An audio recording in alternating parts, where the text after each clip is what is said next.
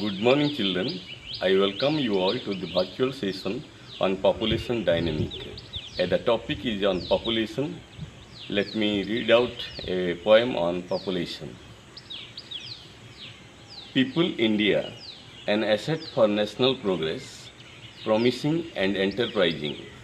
People India, multi-provincial, multi-religious, multi-racial, multilingual, multicultural, but united for national causes.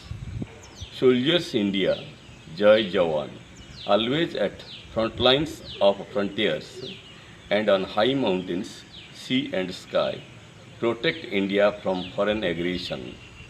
Farmers India, Jai Kisan, agriculturally activated, feed Indians with multiple grains. Scientist India, Joy Vigyan, add wings to imagination, reach the ocean floor and explore the universe.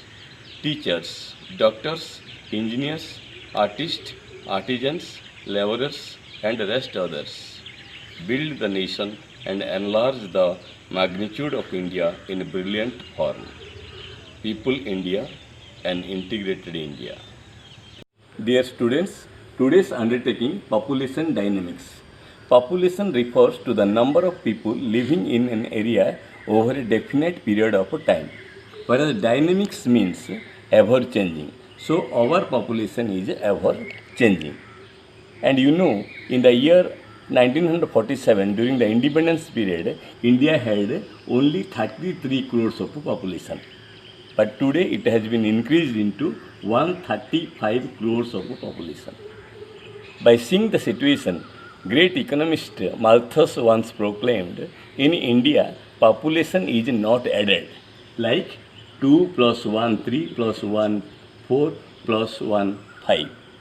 But India had its geometrical progression in population context, that is 2 into 2, 4, into 2, 8, into 2, 16, into 2, 32.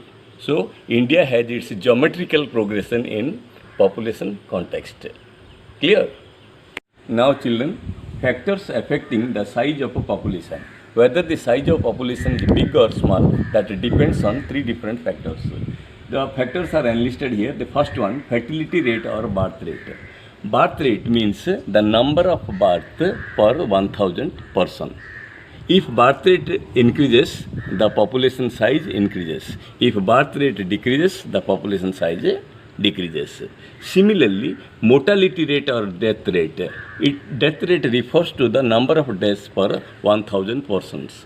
If death rate decreases, then the size of population increases. And last one is the emigration and immigration. Emigration means the people move out from one place to another for a definite purpose. If they reach over to the another area, another country, then you have, or that country has the high population. And immigration, people comes from the other countries to the another country. In that case, the population here increases and there decreases. So, this way the population size decreases or increases. Clear? Now children, the difference between the birth rate and the death rate is referred to the natural growth rate of a country. Now come to density of a population. Density of population we mean the total number of people in a country in relation to its land. The formula reads population density, total population of a country divided by total land area of a country. Accordingly, we have three different types of density of a population. The highly populated area, moderately populated area and sparsely populated area. Clear? Now children, the factors affecting population distribution in the world. Various factors are enlisted here. Climate, topography or landform, soil, water supply and many more. First one, you see the climate. If the climate is very moderate, very temperate, then the people prefer to live in there. Why? Because that area enjoys the moderate climate, neither so hot nor so cold. But if the arid region, dry region, intensive hot area, and if you reach the cold area like your Antarctica or Siberia, then the people do not prepare because of intensive cold. So, climate is a parameter to regulate the distribution of population.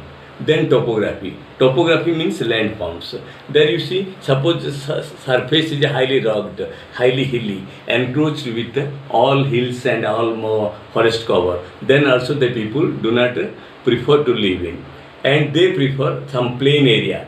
That means on the river banks, on the deltaic region. So large concentration of population is seen over deltaic area, river banks, and productive areas. Clear? Third factor, soil. If soil is fertile and productive and alluvial, then the people prefer for their agricultural interest. And you know the river banks are highly productive, enriched with alluvial soil and productive soil. So people grow various crops, and for agricultural interest there is high concentration of population. Clear?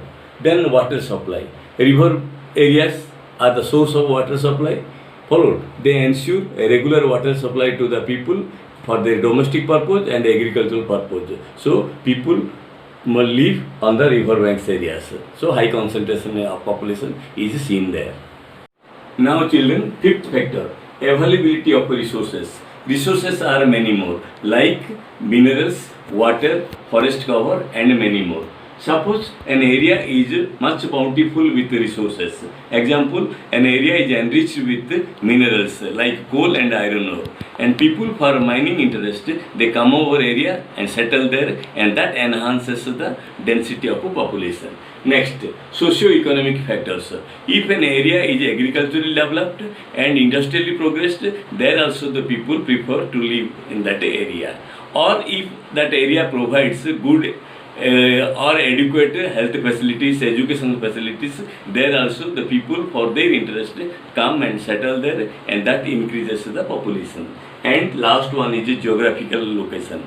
If the location of the place is much favorable, suppose on the sea coast, and it has good access to the other countries, people for their port activities and for trade and commerce interest, they come over, and there also the population increases. And these are the various factors that promotes the population concentration over an area. Clear? Now children, I request you all to go through the textbook for your detailed study.